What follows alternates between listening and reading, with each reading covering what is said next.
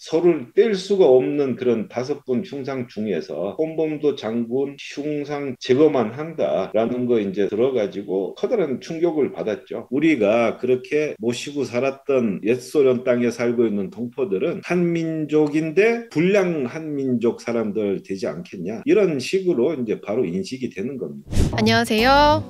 오늘 뉴스톡에서 다 하지 못한 이야기를 이어갑니다. 오늘 뒷담 시간에는 CBS 김광일 기자 모셨습니다. 안녕하세요. 안녕하세요. 네. 김광일입니다. 저보다 훨씬 더 익숙한 얼굴이시겠죠, 아무래도. 자, 오늘 취재하신 내용이 홍범도 장군 흉상 이전 논란으로 지금 상처받고 있는 우리 고려인 동포들 이야기라고요. 이 만나보신 박드미트리 씨는 어떤 분인가요? 박드미트리 씨는 카자흐스탄에 거주하고 있는 고려인 동포 4세고요. 예. 이분도 독립운동가, 외 증조부가 독립운동가였던 거예요. 무장 독립을 했던 거고, 한창걸 선생이라는 네. 분의 외손자라는 분을 찾았고, 이분이랑 이제 화상 인터뷰를 하면서 우리 국내에서 벌어지고 있는 홍범도 장군 흉상 이전 논란이 예. 중앙아시아에 강제 이주됐던 까레이스키 동포 사회에도까지도 굉장히 영향을 미치고 있다. 네, 불똥이 튀고 있다라는 사실을 확인해서 보도를 하게 되었습니다. 이 고려인 동포들 사이에서 홍범도 장군은 어떤 의미던가요? 물어보니 민족의 영웅. 그러니까 우리도 사실 교과서에서 배운 것들이 있잖아요. 뭐 청산리 대첩, 봉오동 전투, 뭐 일련의 과정들이 있었을 텐데 우리보다 조금 더 가까이 느꼈더라고요. 그렇죠, 그 당시 그러니까 연해주 그 과정들을 같이 했던 분들의 후손이다 보니까, 네네. 그리고 나중에 중앙아시아로 강제 이주됐던 과정에 같이 했던 분들의 후손이다 보니까 조금 더 우리보다 체감하고 있었고, 민족의 영웅이라는 것들을 선대로부터 집에서도 많이 교육을 많이 받았다고 하더라고요. 네네. 요 얘기부터 우리 박드미트리 씨의 얘기를 직접 들어보시는 게 좋겠습니다. 네. 카자흐스탄 현지에 계신 독립운동가 후손분들께 홍범도 장군은 어떤 의미가 있나요? 우리 조상들 전했던 간단한 얘기들 있잖아요.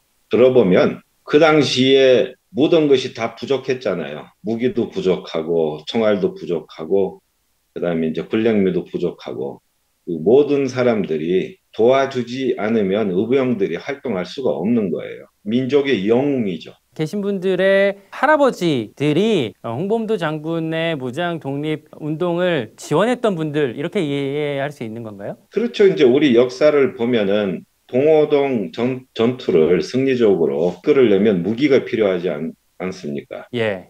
우리 이제 교민들이 모금을 해가지고 그 무기를 사가지고 몸으로 이제 만주 쪽으로 운송을 했겠죠. 정말 뭐 같이 그렇게 운동을 했던 어떤 투쟁을 했던 역사가 있는 분이기 때문에 더 가깝게 느끼고 더 자랑스러워하시고 그럴 것 같은데. 그러니까 교과서에는 우리가 홍범도, 김좌진 이런 이제 영웅들, 네네. 혹은 정말 그 총지휘했던 지휘관들의 이름을 우리가 배우잖아요. 예. 근데 그뿐만 아니라 그 당시에 그 지역에 있던 간도에 있던 어떤 민중들이 같이 이 일을 했었던 거고, 그분들의 후손이다 보니까 조금 더 각별할 것 같아요. 각별한 진짜. 것 같아요. 지금 보시면 한국말 되게 잘하잖아요. 네네. 4세 동포 4세인데. 네, 그러니까 어릴 때부터 이제 카자흐스탄에 살면서 퍼스트 랭귀지가 이 한국말이었대요. 그 집에서부터 이 정체성을 유지하면서 살아왔던 분인 거죠. 그럼 지금 벌어지는 이 상황이 더 이해가 안 되고 더 많이 속상하고 그러실 것 같아요. 그리고 이분 같은 경우는 그러니까 이 말씀도 했어요. 그러니까 본인도 인생의 절반을 소련 체제 속에서 살았다. 그러니까 소련 연방이 해체되기 전까지는, 그러니까 지금은 카자흐스탄이라는 국가가 되었지만 그 전에는 소련의 주민이었었던 거고, 본인도 그런 사람인데 그럼 나도 공산주의자로 보는 거냐. 저한테 기자님 지금 제 얼굴을 보고 계신데 제가 정말 그런 괴물같이 생겼습니까? 라고 얘기를 한 걸 듣고, 그러니까 지금 홍범도 장군 논란이 단순히 역사 속에 있는 논란이 아니라 지금 살아 숨쉬고 있는 사람들 사이에도 큰 영향을 미치고 있는 논란이겠구나라는. 다시 재생산되고 있는데요. 홍범도 장군은 뭐 그냥 단순히 소련에만 머물렀던 게 아니라 소련군에 가담했지 않냐 이렇게 지금 비난하잖아요. 예. 근데 이제 지금 드미트리 씨 얘기를 들어보셨으니까 실제 그 홍범도 장군이 그 당시에 생활상 같은 것도 조금 알 수 있으셨나요? 이거는 이제 이 인터뷰에 제가 여기저기 취재했을 때, 그러니까 우리 보니까 지난주에 김형준 기자가 안보열전에서 홍범도 장군과 자유시 참변에 대해서 되게 여러 가지 팩트를 기록을 들고 와서 설명을 했던데 이제 그 이후 상황을 좀 말씀드리면 좋을 것 같아요. 자유시 참변 이후에 홍범도 장군은 너무 이 독립운동의 일련의 과정에서 어떤 회의를 느끼고 그 이후에 그 역사에 독립운동사에는 자주 등장하지는 못하거든요. 그러니까 이제 좀 주변으로 빠진 건데 그 이후 우리 많은 그 간도 지방에 있던 그 한민족 사람들이 중앙아시아로 강제 이주됐던 그러니까 한 40시간 정도의 열차를 타고 이주되는 과정에 홍범도 장군은 같이 있었습니다. 같이 있어서 이제 우리가 까레이스키라고 부르죠. 고려인이라고 하는 그 과정에 같이 했고 결국에는 시베리아 횡단 열차를 타고 지금의 카자흐스탄 지역으로 강제 이주가 됐고요. 그 다음에 그 땅은 사실 아주 척박한 곳이었는데 이 고려인들이 새로 일궜어요. 그 땅을 이제 개척을 하면서. 근데 홍범도 장군은 그때에도 어떤 경제적인 것들을 충분히 갖추지 못했고요. 고려 극장이라는 곳에서 이제 잘 알려진 건데 문지기 극장의 문지기 역할을 하면서 살았다고 합니다. 알려진 얘기 중에 하나가 역사의 한 영화 같은 드라마 같은 장면인데 고려극장에서 문지기 역할을 하고 있는데 그 안에서 상영되고 있던 영화 연극이 독립운동가의 영웅 같은 그 영웅적인 면모들을 소개하는 그 극이 있었대요. 거기에서 홍범도 장군 얘기가 다뤄지고 있었다고 합니다. 아, 근데 정작 본인은 밖에서 문지기를 해야 되는 그런 상황이었던 거네요. 근데 지금 이런 분을 두고 우리 국내에서는 거의 뭐 진짜 공산주의자로 몰고 가면서 뭐 흉상을 철거해야 되네, 잠수하면서 이름을 빼야 되네 이런 논쟁을 벌이고 있는 거 아닙니까? 지금 뭐 어떻게 이 기분을 설명하시던가요?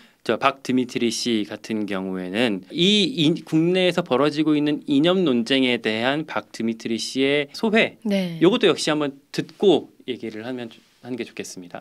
5분 서로를 뗄 수가 없는 그런 5분 흉상 중에서 홍범도 장군 흉상 제거만 한다라는 거 이제 들어가지고 커다란 충격을 받았죠. 그러면 우리가 그렇게 모시고 살았던 그 옛소련 땅에 살고 있는 동포들은 이제 한민족인데 좀 불량 한민족 사람들 되지 않겠냐 이런 식으로 이제 바로 인식이 되는 겁니다. 불량한 민족 아닌가 내가 너무 정말 상처가 될 것 같아요. 방금 우리가 나눴던 얘기들의 연장선상인 거기도 한데요. 그러니까 홍범도 장군에 대한 평가를 지금 기존의 평가와는 완전 다른 그 당시에 어디에 가담하지 않았냐 이런 것 갖고 이제 평가를 국내에서 내리고 있는 건데 그 저분들 입장에서는 나도 그럼 소련 영토에 살았던 사람인데 그럼 나도 그런 불량한 사람으로 대한민국에 살고 있는 사람들을 바라보겠네.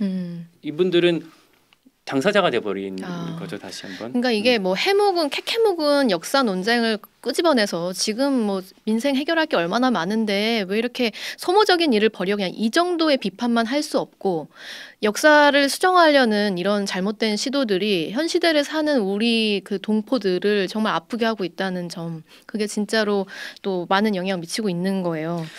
또 하나 제가 이제 질문을 했던 게 그게 있었어요. 그러면 카자흐스탄 현지의 다른 동포들이랑도 이런 얘기들을 좀 나눠 보셨느냐라고 질문을 했는데 이제 비슷한 그 시각들을 공유하고 있었다고 하고요. 거기 또 하나 카자흐스탄 사람들. 그러니까 무슨 몇 년 전에 굉장히 우리가 막 영웅적으로 이제 막 추대하면서 유해를 모셔왔잖아요. 그러니까 저는 이게 국제적으로도 무슨 망신인가 싶은 생각이 들어요. 그 얘기를 이제 박 드미트리 씨가 하더라고요. 카자흐스탄 사람들한테 내가 할 말이 없다. 이게 뭐냐면 유해 봉환할 때 그 과정에 이제 뭐 지금 최근에 우리 뉴스에 나오는 거 보면은 문재인 정부에서 뭐 우리가 엄청나게 노력을 했다. 물론 이제 김영삼 노태우 정부 때부터 이어져 왔던 일이긴 하지만 이 대한민국 정부가 했던 노력들은 우리가 많이 봤어요. 이것 외에 당시 카자흐스탄 사람들이 봤던 그 상황들 그리고 동포들이 그 당시에 봤던 상황들이 있는데 이 박 드미트리 씨가 하는 얘기가 당시에 우리 공군 특별기가 떠서 유해를 받아서 국내로 들어왔잖아요. 이때 특별기 아래에서는 어떤 사열, 그러니까 그 당시 카자흐스탄 사람들이 뼈기를 바라보면서 했던 예우들이 있었다고 해요.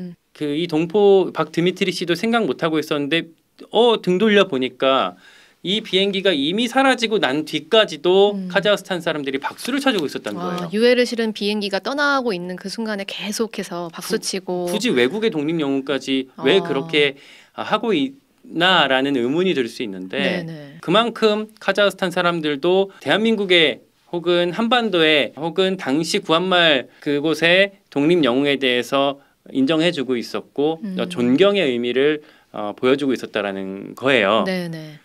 요 설명도 우리 박드미트리 씨 얘기를 듣고 예 갈까요? 카자흐스탄 국민들한테도 홍범도 장군님이 민족의 영웅으로 이제 인식이 되어 있습니다. 그러니까는 진심으로 마음으로 비행기가 이제 아예 완전 가버렸지만 그래도 일개월로 딱 서 있어가지고 끝까지 이제 그런 잘 가시라는 마음을 표했던 겁니다. 우리가 여기 사는 사람들 뭔 명목으로 이 사람들 눈 마주치겠습니까? 그건 좀 부끄럽습니다. 이 감동적인 장면이 지금은 부끄러움으로 다가오게 되는 그런 상황을 맞닥뜨리게 됐습니다. 여러분 김광일 기자의 기사는 여러 노컷 뉴스에서 보실 수 있습니다. 오늘 여기까지 하겠습니다. 고맙습니다. 고맙습니다.